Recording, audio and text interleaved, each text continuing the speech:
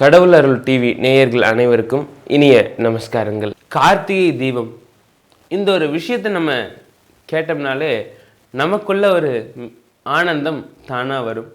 என்ன காரணம் அப்படின்னு பார்த்தீங்கன்னா, சிவபெருமானுக்கு ரொம்பவுமே உகந்த ஒரு திருவிழாவாகவும், நமக்கு திருவண்ணாமலை போய் கிரிவலம் போகக்கூடிய பக்தர்களுடைய கூட்டமாகட்டும், குழந்தைகள் கிராமப்புறங்களில் சுற்றக்கூடிய மாவழி ஆகட்டும், இந்த மாதிரி விஷயங்கள் ரொம்பவுமே இருக்கக்கூடிய ஒரு திருவிழாவாக இந்த கார்த்திகை தீப திருவிழா இருக்கு. அப்படிப்பட்ட கார்த்திகை தீப திருவிழாவில் எந்த மாதிரி வழிபாடுகள் பண்ணலாம் அப்படிங்கிற பற்றின ஒரு சின்ன காணொலியாக இதை நம்ம பார்ப்போம். இப்போ இந்த கார்த்திகை தீபம் முதல்ல எப்போ வருது அப்படின்னு பார்த்தீங்கன்னா, வரக்கூடிய டிசம்பர் மாதம் 13ஆம் தேதி இந்த கார்த்திகை தீபம் வருது.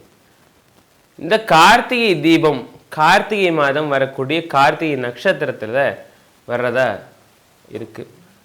அப்படிப்பட்ட இந்த கார்த்திகை தீபத்தில் திருவண்ணாமலையில் என்ன பண்ணுவாங்கன்னு பார்த்தீங்கன்னா, கிட்டத்தட்ட 10-11 நாட்களுக்கு முன்னாடியே கொடியேற்றிடுவாங்க. அதுக்கப்புறம் இந்த கார்த்திகை நட்சத்திரத்தன்னைக்கு தீபத்தை ஏற்றுவாங்க. அதிலிருந்து கிட்டத்தட்ட ஒரு வாரம் 10 நாள், அதிகபட்சமாக 18 நாள் வரைக்கும் கூட அந்த தீபம் எரிஞ்ச வழிபாடு, அதாவது வரலாறு இருக்கு. அப்படிப்பட்ட இந்த தீபம் எரியிற எல்லா நாட்களுமே ரொம்ப விசேஷமாக கிரிவலம் சுற்றிக்கிட்டே இருப்பாங்க. அதே மாதிரி அன்னைக்கு மட்டும் இல்லாமல் மாதம் மாதம் பௌர்ணமி அன்னைக்கு கிரிவலம் சுற்றுற விஷயங்களும் இருக்குது. அடுத்ததாக பார்த்தீங்கன்னா, ஒவ்வொரு நாளுமே அங்கே நீங்கள் எப்போ போனாலும் சரி யாராவது கிரிவலம் சுற்றிக்கிட்டே இருப்பாங்க. அப்படிப்பட்ட இந்த கார்த்திகை மாதம் தீப திருவிழாவில் வரக்கூடிய கிரிவலம் ஆகட்டும், நம்ம கார்த்திகையில் செய்யக்கூடிய வழிபாடுகளாகட்டும், இல்லை கார்த்திகை தீபத்தன்னைக்கு நம்ம வீடுகளில் போடக்கூடிய தீபமாகட்டும், எல்லாமே நமக்கு சிறந்த பலனை கொடுக்க போகுது. அப்போ இந்த கார்த்திகை தீபத்தன்னைக்கு நம்ம எப்போ தீபம் ஏற்றலாம், எப்படி தீபம் ஏற்றலாம் அப்படிங்கிற விஷயத்த நம்ம பார்ப்போம். பொதுவாகவே இந்த கார்த்திகை 1ஆம் தேதியிலிருந்து கார்த்திகை மாதம் முடிகிற வரைக்கும் நம்மளுடைய வீடுகளில் நிச்சயமாக தீபம் ஏற்றியே ஆகணும்.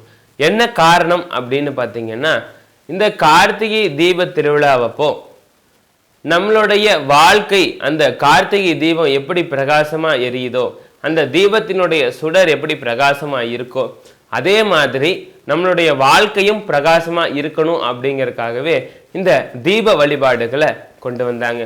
அப்போ ஒவ்வொரு நாளும் கார்த்திகை மாதம் நம்மளுடைய அன்றாட ஒரு கடமையாகவே இந்த தீபம் ஏற்றுறதை வச்சுக்கணும். கார்த்திகை மாதம் காலை வேளைகளில் நம்மளுடைய வீட்டில் இருக்கக்கூடிய பூஜை அறையில் தீபம் ஏற்றுறதும், கார்த்திகை மாதம் மாலை வேளையில் நம்ம வாசல்லையும் பூஜை அறையிலையும் தீபம் ஏற்றுறதாகட்டும் நமக்கு சிறந்த பலனை கொடுக்கும். அப்போது இந்த தீபம் அப்படிங்கிற விஷயமே நமக்கு ஐஸ்வர்யத்தினுடைய சுரூபமாக தான் இருக்குது. அப்படிப்பட்ட இந்த தீபம் ஏற்றக்கூடிய வழக்கத்தை நம்ம தொடர்ந்து வச்சுக்கிட்டோம் அப்படின்னு பார்த்தீங்கன்னா, நம்மளுடைய வாழ்க்கையில் வரக்கூடிய இன்னல்கள் கஷ்டங்கள் எல்லாமே மழை மாதிரி வந்தாலும் பனி மாதிரி விலகிடும். அப்படி வரக்கூடிய இந்த தீப திருவிழாவை ஒட்டி வரக்கூடிய இந்த எல்லா நாட்களுமே நம்மளுடைய வீடுகளில் முடிஞ்ச அளவுக்கு தீபத்தை நல்லபடியாக ஏற்றி நல்லபடியாக இறைவனை பிரார்த்தனை பண்ணுறதுனால நமக்கு வரக்கூடிய சுபிக்ஷமான வாழ்வு அப்படிங்கிறது யாராலையுமே தடுக்க முடியாது. அப்படிப்பட்ட ஒரு பிரகாசம், அப்படிப்பட்ட ஒரு விளக்கை எப்படி ஏற்றணும் அப்படின்னு பார்த்தீங்கன்னா, பெண்கள் எப்போவுமே குளிச்சுட்டு வந்து தீபம் ஏற்றுறது ரொம்ப விசேஷம். இல்லை என்னால் முடியலை, எனக்கு ஒரு சில நேரங்களில் உடம்பு சரியில்லை, இல்லை எனக்கு தீட்டு இந்த மாதத்தில் 3 நாள் 5 நாள் தீட்டு, அந்த மாதிரி சமயங்களில் வர முடியல அப்படிங்கிற பட்சத்தில் தினமுமே இந்த கடமையை விடாமல் குழந்தைகளையோ, இல்லை உங்கள் வீட்டு பெரியவங்களையோ, இல்லை உங்கள் கணவன்மாரையோ யாராவது ஒருத்தரை அந்த தீபத்தை ஏற்ற சொல்லணும்.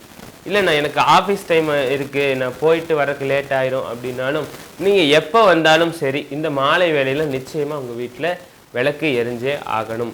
இந்த கார்த்திகை மாதம் முழுக்க நம்ம செய்யக்கூடிய வழிபாடு தான் விளக்குக்கு ரொம்ப விசேஷமான வழிபாடாக சொல்லப்படுது. என்ன காரணம்னு பார்த்தீங்கன்னா, தீபாவளி இப்போ தான் முடிஞ்சிருக்கும். அந்த தீபாவளி அன்னைக்கு முதல்ல தீப வரிசையாக வச்சு வழிபாடு பண்ணக்கூடிய தீப ஆவலின்னு சொல்லக்கூடிய தீப வரிசையினுடைய வழிபாடாக இருந்துச்சு. காலப்போக்கில் இப்போது வட இந்தியர்கள் அதை அதிகமாக ஃபாலோ பண்ணுறதும் நம்ம அதை விட்டுட்டதாகவும் வச்சுருக்கோம். அடுத்ததாக வரக்கூடிய இந்த கார்த்திகை மாதமாவது இந்த தீப வழிபாடை நம்ம முழுமையாக செய்யணும்.